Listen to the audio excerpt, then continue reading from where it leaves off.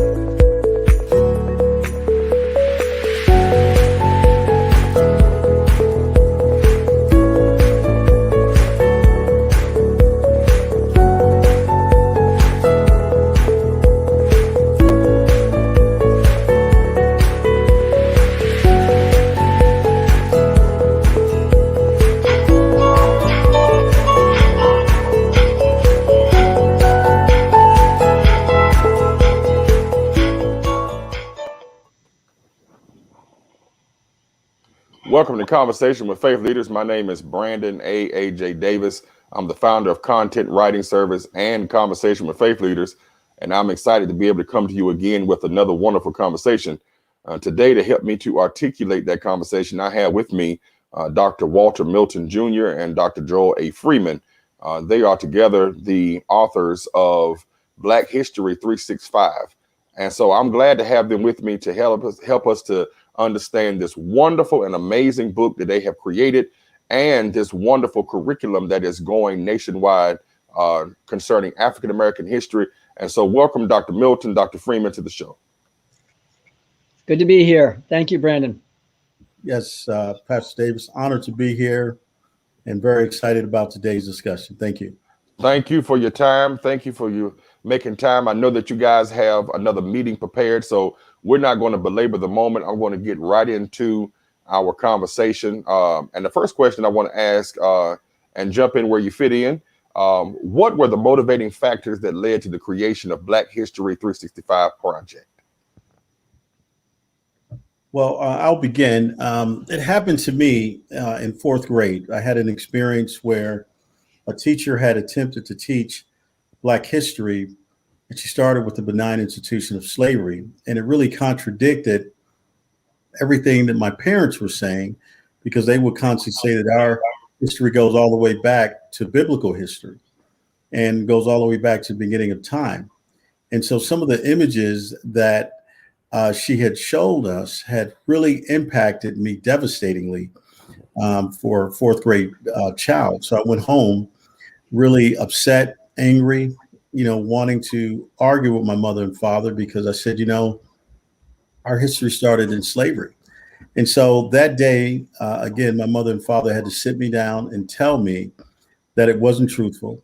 And I had an opportunity to meet with my teacher after that. And so that's where this passion, it was always evoked in me from day one, but that's when it really started to take hold of my spirit. And I began to fight and serve as a catalyst to put this information through as a school superintendent, as a principal, and as a teacher. So that's when the fire really was ignited in my soul. Yes, it was ignited in me back when I was I was about 25 years of age and was working with the Washington Bullets, Wizards in the NBA as one of the first NBA chaplains in the history of the NBA. And what happened is that most of the players I was working with, they were, of course, of African descent. And they began to ask questions. And the questions they asked were very pointed. They wanted to know, what did Jesus look like? And what part did people of African descent play in biblical and extra biblical literature and history? I didn't have a clue. And so what it did is it forced me to start studying. I encountered Ivan Van Sertima. He became my one of my prime historical guides. I spent hours upon hours on the phone with me as I would read his books, Egypt Revisited, Before Columbus They Came, his book about the Moors, about ancient African presence in Asia, and the Olmec people, and just so many different topics that he was able to help me to understand various aspects of it. And then, of course, meeting Dr. Milton over two decades ago, and I was doing some leadership work, a program called Dealing with People Who Drive You Crazy, with him and his cabinet. And something he hasn't mentioned is that he was a principal for 6 years. He was a social studies teacher for 5, but he also superintendent for close to 14 years, about 25 years of experience. And so what happened is that we developed a friendship. He invited me over to his home, which I don't think he did with too many consultants that came to visit. And then about 3 years ago, he made that famous phone call when he said, "Hey, Joel, how'd you like to co-author a Black History curriculum together?" And that was the beginning of that launched this whole project. This is really exciting. So you all have been friends for 2 decades. Mhm. You both brought to the table your own pause for concern as it relates to understanding African American history, and as it relates to how you dealt with the questions coming from people in your community per se.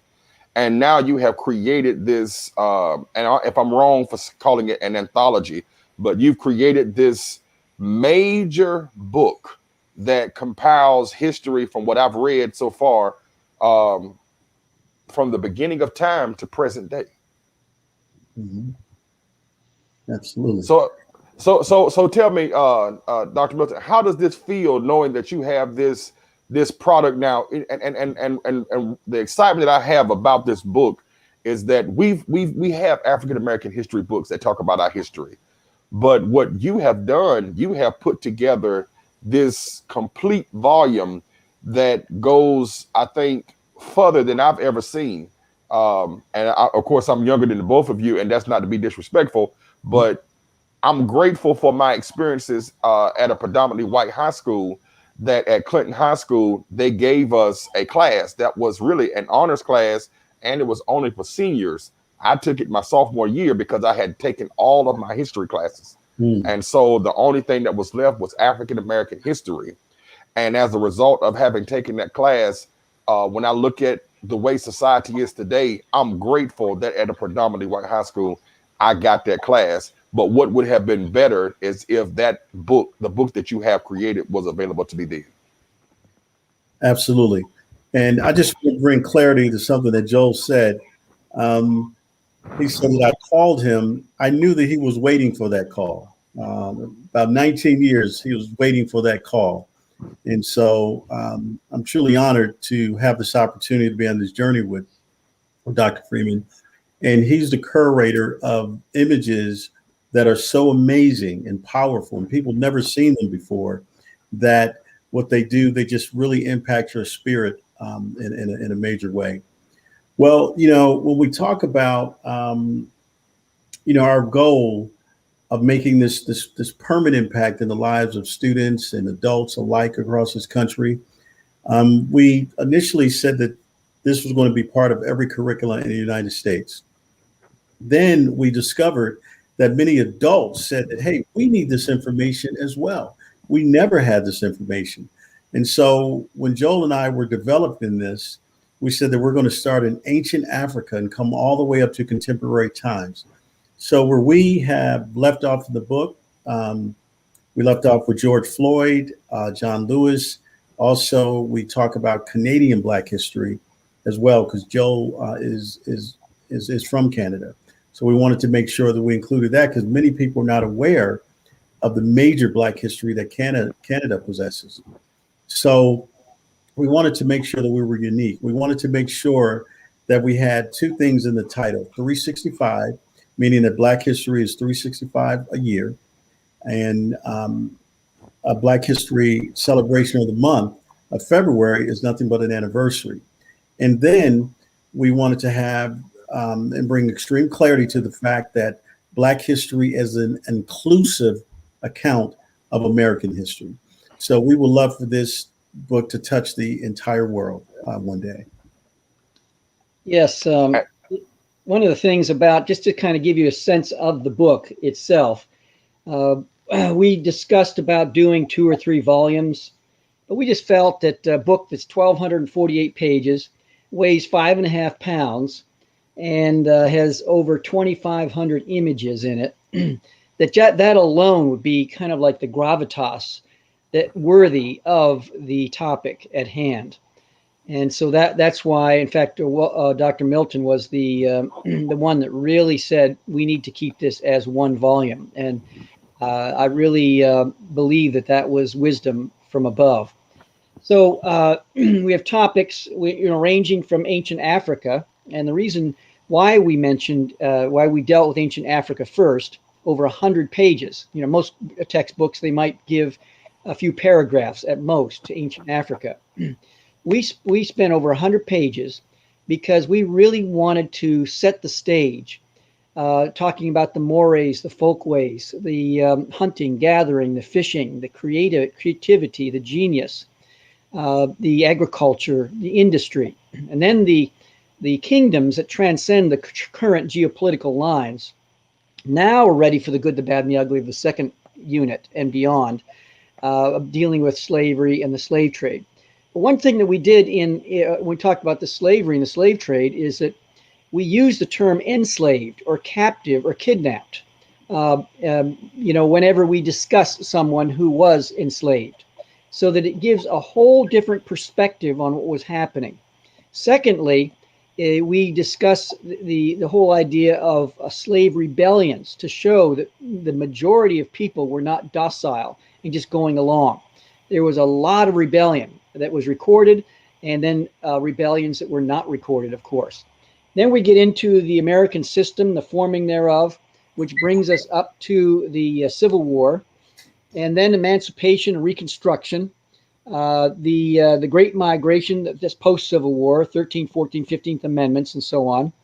The Great Migration, first north and then out west, and then civil rights and the American justice, the struggle for civil rights, and the economic system in Unit 7. Unit 8, Black culture and influence. We talk about Black quarterbacks. We talk about the integration of the NBA. We talk about music, entertainment, jazz, so on and so forth. The Harlem Renaissance. We talk about the Divine Nine. We talk about the HBCUs. And then the 9th unit is all about the 50 stars. And that is where we give a page or 2 or 3 to every single state in the Union and just share Black history moments, events, people, inventions. They're not mentioned in any other part of the textbook prior. And then the 10th unit, the North Star, that's moving north toward Canada. And what happened to people that were freedom seekers, that broke loose from the Stockholm syndrome in some cases, and the known to go to the unknown. Imagine the fear involved in that. And then the fugitive slave laws pushing people into Canada. What happened to people from the western part in Vancouver, a place called Hogan's Alley, all the way to the eastern part to Africville and Halifax, Nova Scotia, and everything in between. It's a fascinating book all by itself. And we're very pleased we see God's fingerprints all over this textbook. Absolutely. Absolutely. Yes. And we say that it's this is amazing. Mm-hmm. Yeah, we say that Go it's our ahead. letter, yes, we say that it's our love letter to the world. And we have QR codes all throughout the book. So we have a strong integration of technology that we want to bring other valuable sources that not only young people could connect to, but adults alike, because we live in such a technological age world right now. So we wanted to make sure that we were in tune with the movement of technology. And then, and Joel can elaborate on this further on, but we have a Grammy Award winning producer by the name of Kevin K.O. Cates. He's produced music for Jay-Z, T.I., Drake, Rick Ross, Snoop Dogg, and a host of others. So he's done all of the music with the book. When you talk about an anthology, we do have an anthology of music. We have 41 songs that cover each one of the chapters and the units, and we're really, really excited. And the music is incredible. So we have to make sure that we find a way to get you the music as well as the book and the ebook. Absolutely. When I talked to Dr. Freeman and he was telling me about it, I immediately, thank God for iPhones and thank God for iTunes, because I was able to immediately go to my music and I found it. And so you can see there, I have both albums. I have both albums, and I've been sharing it with friends and family. Like, listen, I know y'all like good music, so tune in, sign up for it, download it. If you need to use my code or my account to get you some music, come on, let's make this happen. Awesome. Listen, I'm just really excited today to have this conversation, because this is something that I love to talk about, is history, and I love to talk about my history. When you mentioned Canada, I got excited and I had to refresh my mind real quickly. Bishop Willis Nazary and Bishop, I think it was Richard Randolph. I can't remember his last name right now. Bishop Willis Nazary, who was the founder, and Bishop Richard Randolph Disney served as pastors and eventually bishops in the AME Church in the 1800s in Canada. Bishop Willis Nazary founded the British Methodist Episcopal Church, and from there transferred his membership to the AME Church and became an elected and consecrated bishop in the AME Church.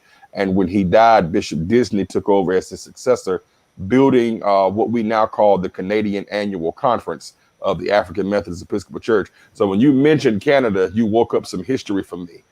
So this is good. My second question I want to ask to you both: what are your hopes in terms of educating people and students regarding African American history and making it a permanent part of school curriculum? That's a great question. And I'll be very quick on this, but I just wanted to say, our goal and our intent is really to put to bed or rest the many stereotypes that have been garnered along the way as it relates to African Americans or Black people throughout this country and also the world. We also wanted to bring deep clarity to some of the misconceptions that wreak havoc in the lives of many of us to this day. And we wanted to boldly state that, Black people had an intimate and intricate part of the development and building of this great nation. And had it not been for us in many levels, we would question that this country would even exist. And also the contributions that we made historically on a worldwide basis as well. So we believe that with this curriculum, it will change the trajectory in terms of student achievement, how Black children are not only being taught, but them finding a connection to the educational process in this country, because for so long that has not been the case. And so our goal is to, help students from a kindergarten through 16 or college level, as well as many adults across the world. Yes, and one of the things that we wanted to just to hitchhike off what Dr. Milton just said is there's 4 things that we want to connect the reader to, or to invite the reader to, is probably perhaps a better way to put it. Is number 1, that every reader, a student, this engages all ages, anyone in a church that wanted to get this started as a discussion group using the textbook, anyone in a community-based organization, at an HBCU, just anywhere, a corporate type setting. Number one, we want to invite people to become critical thinkers. Everything we did in putting this together is to help people become critical thinkers. Number two, to become compassionate listeners. Number three, to become action oriented or become, I'm sorry, fact based, respectful communicators. So it's thinking, listening, and communicating, but that's not enough because God knows for decades and decades and decades we've been doing all three. The final is built on the first three. It's become an action oriented solutionist. And so, in order to achieve this, we developed a proprietary process called the elephant experience. And you see this funky looking elephant that's throughout the entire textbook.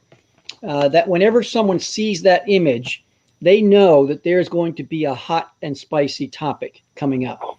And it could be 3/5 of a human being. It could be Uncle Tom. Could be the N word, reparations.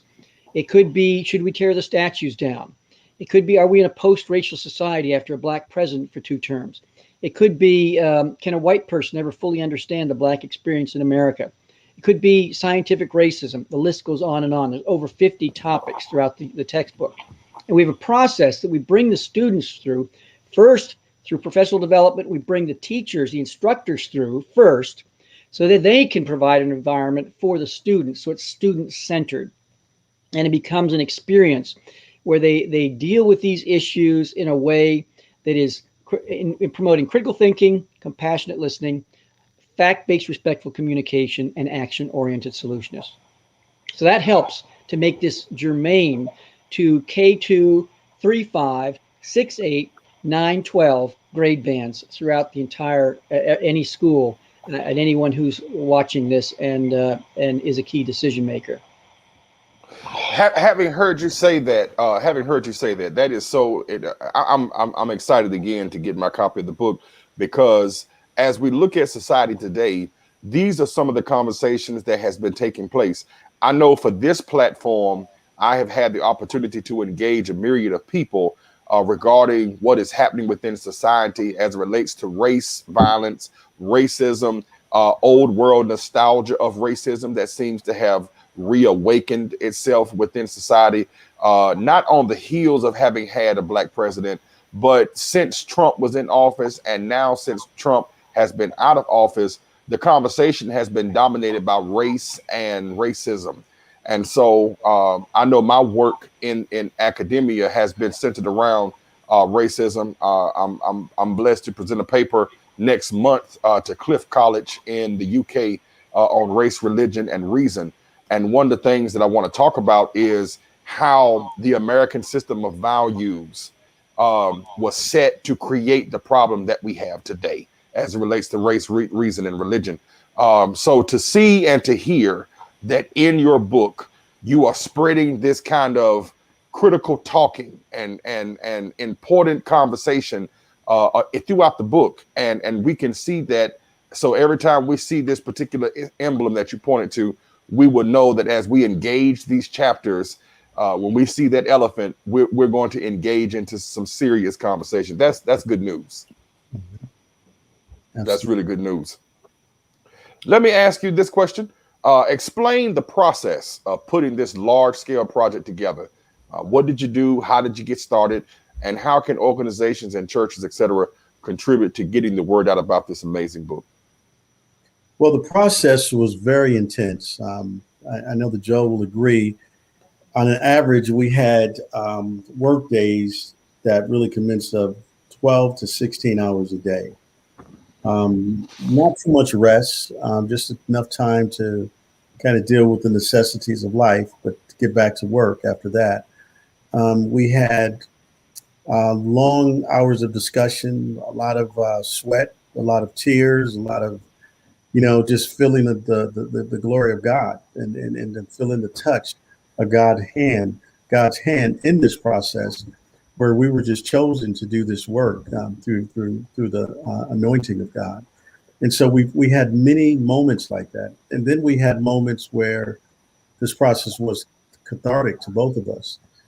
But so the long, intense research, really analyzing things, looking at from an Afrocentric construct, from a Eurocentric construct, and then coming up with factual information that was truth centric, and making sure that we told accuracy or the truth of every element of this work. And then we had to get a really equipped, competent team. We have a team of 70 people. So we have a design team. Those are the people that lay everything out. They make sure that the content is spelled out right. They make sure that all the images are lined properly. And then we have the research team. We have a media team. We have so many different aspects because we wanted to make sure that we did this on a large scale. And so Joel and I had the vision to make sure that we got people that were qualified and competent to be with us to help us move this agenda.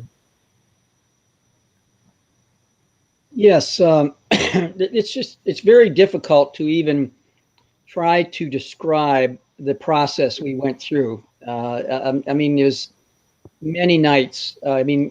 Walter lives in Arlington, Texas. I live near Annapolis, Maryland. And many nights, we'd be on the phone at 2:30, 3:30, 4:30 in the morning, and then sleep in until as long as our bodies, until our bodies woke us up. At least that's the way I did it. And then I'd hang out with my wife and have a late breakfast, early lunch, or whatever it was, and then go back to work.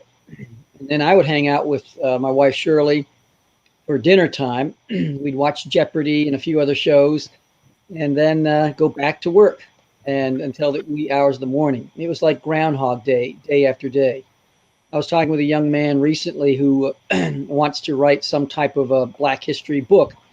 And he was asking me all kinds of questions. Well, how do you do this? And I said, well, sir, there's no other easy way to tell you that it just takes a lot of hard work, research, and dedication. I mean, there are times when it had been so easy to quit, to say, no, this is a pipe dream. People would share this with, we were working with a Word document, would say, you guys are crazy. There's just, who else has done something like this before? You guys think you're going to do it? Are you kidding me? Here's an external hard drive that blew up. It fried on me. And it took me 2.5 months to reproduce everything that was on here. I went to a company that said that they can bring back 99.9%. So there are many other times, and the topics that we had to deal with. Walter and I had to talk about these things. In fact, we developed something called the razor's edge, because when we're dealing with issues that have vexed our country for centuries, as you know better than most, Brandon, is that it can become too militant or not militant enough. It can be too Pollyanna-ish, too up or too down, too depressing, too discouraging. It can be too right, too left politically. And so we came up with this razor's edge that we call truth centrism. And because this is Walter's experience in America, not mine, he is the keeper of the razor's edge. I call him the trailblazer in all of this. And in dealing with these topics, it's like going out on a, let's say, on a camping trip, or lighting the fire in our fireplace at home on a cold, blustery evening. And there's something intuitive in every one of the way we're made up, mentally, emotionally, physically. We know the exact spot to sit so that we're not too hot or too cold. And we actually adjust, just subconsciously, unconsciously, we adjust our physical closeness to the fire when it starts going down. And so there's something that we wanted to do, is we wanted to create a topic, or not create a topic, but to deal with the topic in such a way that would allow people to kind of come as close as they were able to, and to experience the benefits from what we want to communicate, but do it in a way that is truth-centric, that may be repulsive or not repulsive to some, but something that draws people in, that is more healing than divisive. I hope that makes sense. Oh, absolutely. It makes a lot of sense. It makes a lot of sense. Dr. Milton, I had to mute you real quick. Come on back with us. It makes a lot of sense, because This is the type of things that I think people are looking for when they are talking about the creation of a Black History Project, and then it produces into a book. This is what you want to hear. This is what you want to find out, that this wasn't just something to make money. This was an educational tool. And in sharing that we was going to have this conversation, it was important for me to mention that this is something that you both have been working on to become a school curriculum. And I think that type of work will change the conversation that we have in the future. Yes, absolutely. And the second part of your question, you had asked, how can church or organizations help us or get involved? Our goal is to really share this with just about every family or citizenry in the nation, as well as police officers. We're trying to raise $100 million to give every police officer in the United States a copy of the textbook, because we know that inherently there's something really wrong with the way that our community overall looks at the relationship with police officers. But I wanted to share something, Brandon, and I think word of mouth, just like you're doing, and having everyone who's committed to this and bringing about a high degree of positive change to really spread the word on what we're trying to do. But I want to share a quote that Joel and I said that, this quote is going to drive this work. It's a quote by James Baldwin, and it reads, "American history is longer, larger, more various, more beautiful, and more terrible than anything anyone has ever said about it." And another thing I could say, just to hitchhike off what Walter just said, is that anyone that right now can go to the website, if that's okay. It's bh365.org. B is in black, H is in history, 365 for every day of the year, bh365.org. And they'll be introduced to the team, our advisory board made up of people like Kathy Hughes. Let's see, there's Ben Watson, and the Ambassador Andrew Young, and Smokey Robinson, and so many other people, and be introduced to the whole purpose of this with frequently asked questions responded to. But it's bh365.org. Is it .org or .com? Because I have it pulled up at .com. .org. Okay, .org. Let me make sure I correct that here, because I want persons to go to this to see this question. Joel, I want to ask you our next question. So I'm gonna keep the camera on you. Brandon. And this question, yes, go ahead. I just want to bring clarity. We have two websites. The one that's going on your screen right now, they can go to the website that way as well. And then the other one is a smaller variation, and it's bh365.org. But what's going across the screen now is a correct a website address as well. And I'm sorry to interrupt. True. Oh, you're fine. You're fine. But I want to ask Dr. Freeman, then I'll come back to you. This question: what's the message? And you've kind of already alluded to it, but what's the message you want to instill in people regarding this work? And what do you want them to take away from having read it?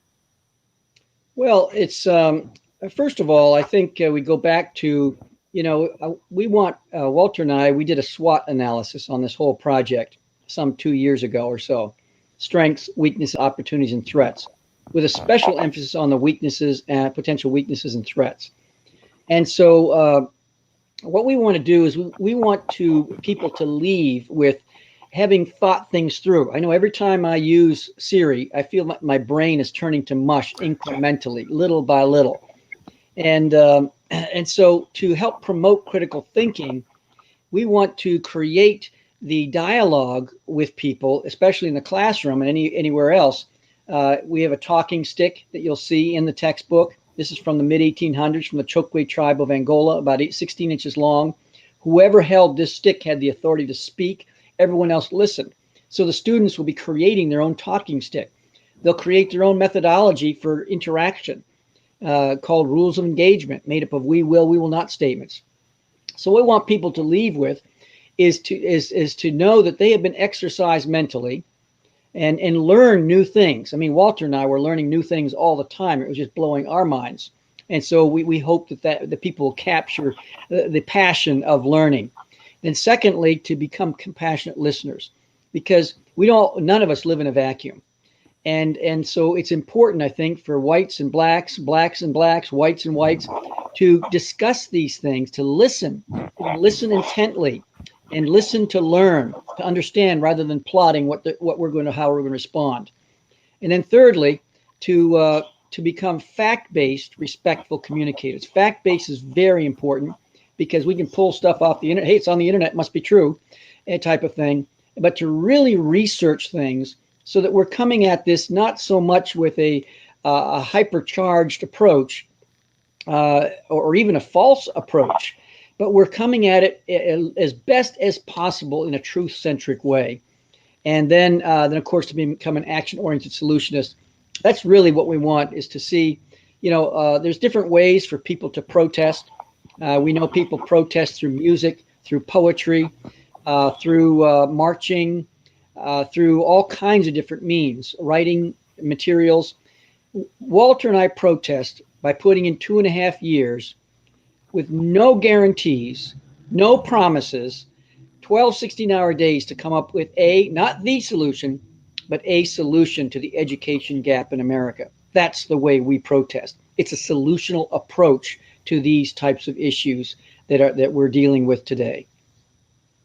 Amazing. Dr. Milton, you still with us? Yes, sir, I am. I didn't want any feedback to okay, you're good. You're good. Definitely.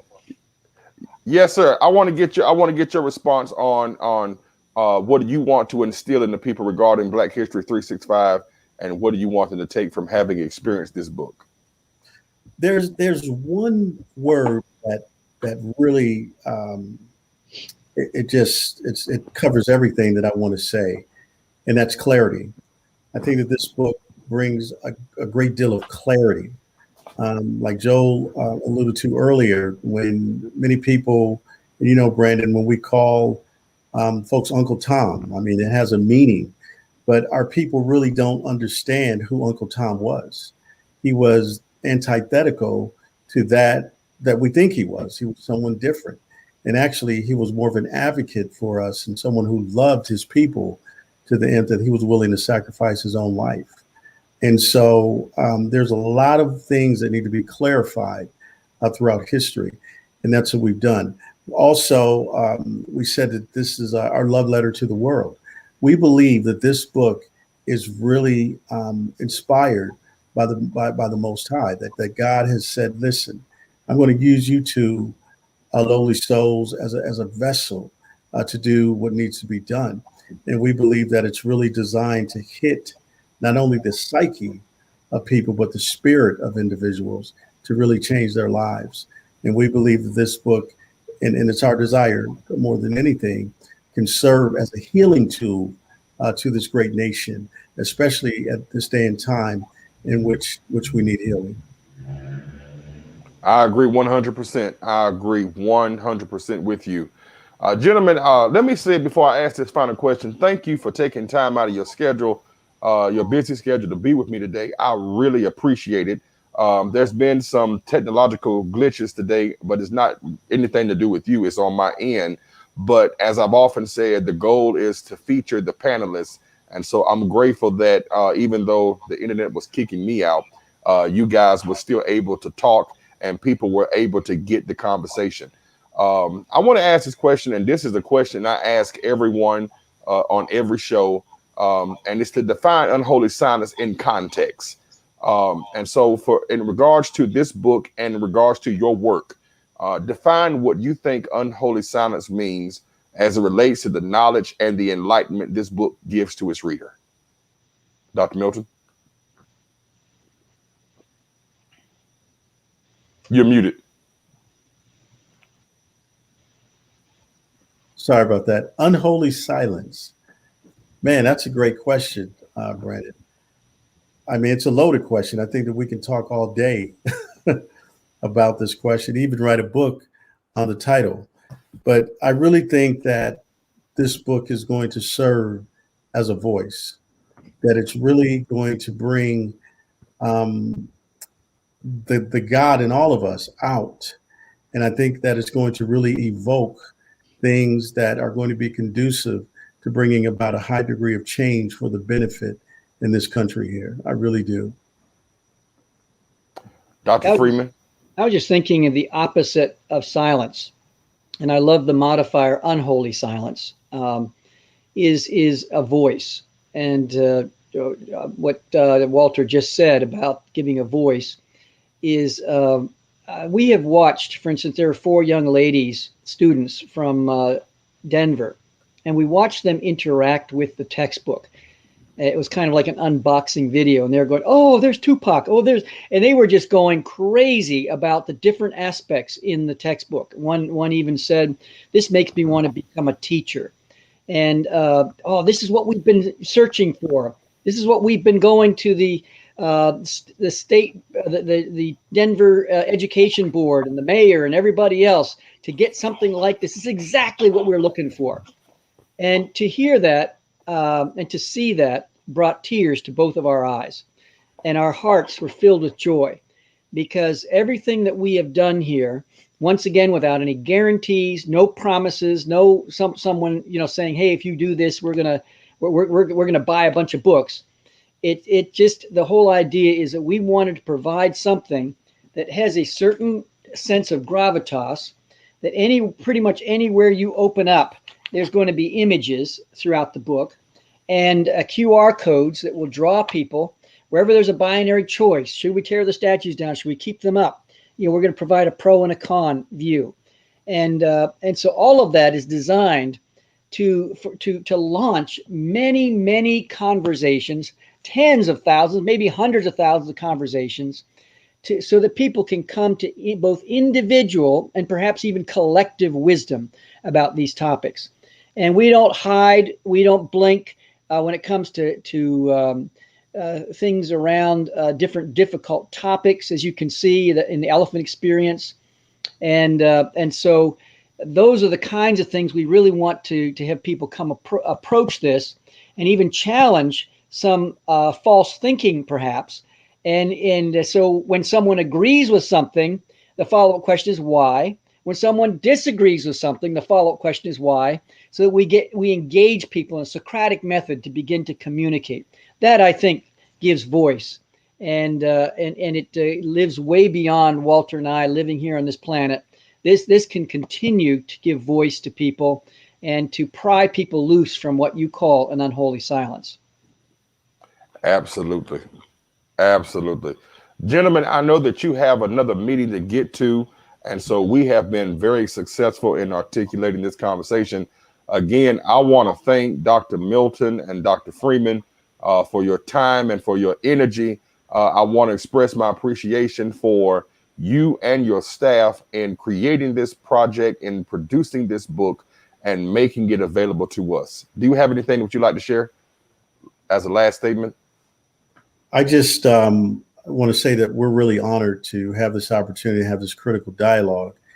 And, our cause speeds nobly on its way, that we have a lot of work to do, and we have to really stay on our square to get it done. And I think that Joel and I are really dedicated to that end, and we want to really just speak on the loudest mountain and ask everyone to share in this process with us. Absolutely. Dr. Freeman? Yes, I would like to say that I hope that as people have been watching and listening to this, we listen at the lowest, like water goes to the lowest level. And I hope that people not only just listen to the words, but also can hear the music in our voice, in our body language, and in our eyes, in our hearts, and can hear the music of passion for the topic, of love for the students and any readers that are going to be engaging with this, of all different hues and backgrounds, and I just hope people can hear the music. That's all, and that the words are important, but I think the music brings a whole nother layer to everything that we're trying to communicate. Absolutely. And Brandon, I just want to say to you, as an older brother to a younger brother, I'm extremely proud of you. And I hope that you continue to do this incredible work that you're doing. And I hope that, God continues to bless you in many, many amazing ways. Thank you so much. Thank you so very much. Again, gentlemen, thank you for your time. Thank you for being with me today. I really appreciate it. As a final thought for the show, as always, I try to offer something that is useful and helpful. I would like to recommend to you, if you do not have this book in your library, by Dr. Alan Aubrey Bozak. You can find this amazing book on Amazon for $4 and change. It's a wonderful investment, and I encourage you to please go and get this book. I would like to share with you something that he says time and time again. It seems we have to learn the lesson that while our hope has to shape our politics, the center of our hope never lies in politics or politicians. Christians have to look elsewhere if we are to find a hope that is durable, life-affirming, and life-giving. If we are to challenge and change the world, which is our calling and the purpose of our life, and if we are to run this race and preserve, we must, as the book of Hebrews teaches us, keep looking to Jesus, the pioneer and perfecter of our faith. This has been Conversations with Faith Leaders. My name is Brandon A.J. Davis, founder and creator of Conversation with Faith Leaders and Content Writing Service. And I look forward to coming back to you again on next Sunday, same time, same place.